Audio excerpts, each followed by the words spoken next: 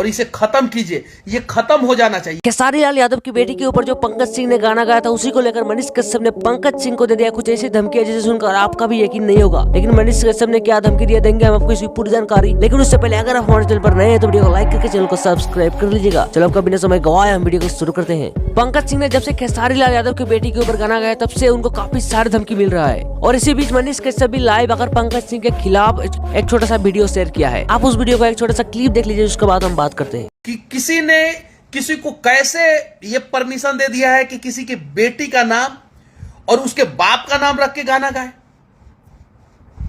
ये गलत है, इसका विरोध कीजिए आप लोग प्लीज यहीं पे, और इसे खत्म कीजिए। ये खत्म हो जाना चाहिए, यहीं पे खत्म हो जाना चाहिए, और इन सब चीजों पे चर्चा ही नहीं होना चाहिए।